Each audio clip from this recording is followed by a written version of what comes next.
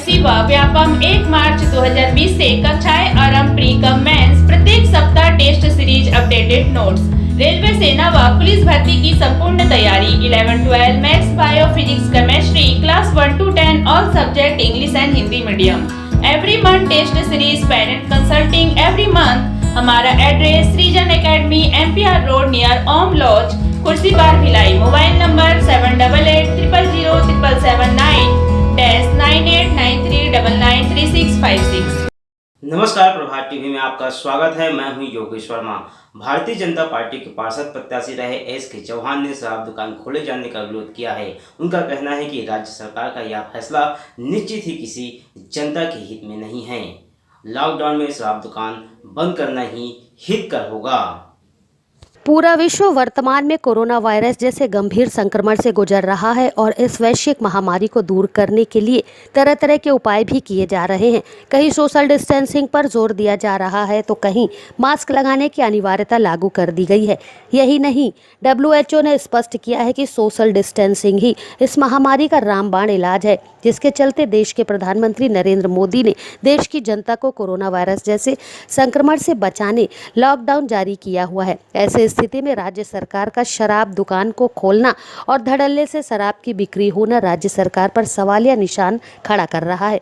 ऐसे में कुछ जागरूक लोगों ने राज्य सरकार के शराब दुकान खोले जाने के निर्णय को गलत भी बताया है। इसी कड़ी में भारतीय जनता पार्टी के पार्षद प्रत्याशी KS चौहान का राज्य सरकार से सीधे तौर पर कहना है कि 5,000 करोड़ का राजस्व क्या 40 लाख परिवारों से ज्यादा मूल्यवान है। किसी भी राज्य के विकास का आधार शराब का राजस्व नहीं, बल्कि वहाँ की उच्च शिक्षा प्रणाली और रोजगार है। देखिए, सबसे पहले तो सरकार के पास ये सुनहरा अवसर था पूर्ण शराबबंदी का, क्योंकि 21 दिन तक कोई भी बुरी से बुरी आदत जो होती है वो छूटी जा सकती है और 21 दिन में जो आदत होती है वो अवचेतन मन में जाके प्रवेश करके स्वभाव में परिवर्तित हो जाती है। और रही बात राजस्व की, तो 5,000 करोड़ का राजस्व क्या 40 लाख परिवार से ज़्यादा मूल्यवान हो गया? क्या 40 लाख शरीर से ज़्यादा मूल्यवान हो गया? और किसी भी राज्य का विकास का आधार शराब का राजस्व नहीं है, वहाँ का शिक्षा और रोजगार है। और आप जैसे गुजरात ले लीजिए, वहाँ पर पूर्ण शराबबंदी है, लेकिन वहाँ पर विकास का स्तर उच्च कोटि का है।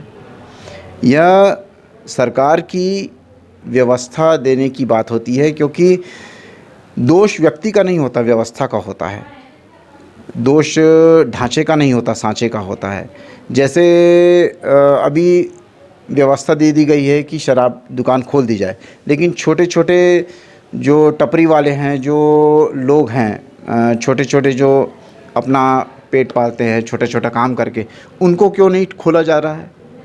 या तो आप उनको बंद कर दीजिए, या ज़्यादा जो जगह है, क्राउडेड एरिया है, उसको भी बंद कर दीजिए। संदीप भाटिया ने भी प्रभात टीवी को बताया कि राज्य सरकार ने अपने रोजगार की चिंता तो कर ली, लेकिन छोटे छोटे व्यापारियों के रोजगार की चिंता करना भी राज्य सरकार का कर्तव्य है।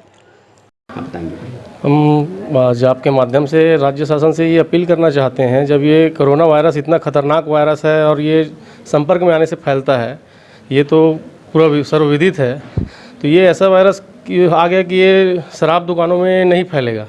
छोटे छोटे खोमची और डेली व्यापार करने वाले चाय के छोटे छोटे दुकानदार और ये लोग जो 10-20 लोग जो दिन भर में जहाँ आते हैं, वहाँ से ये कोरोना फैलेगा, ये बात तो गले से उतर नहीं रही है।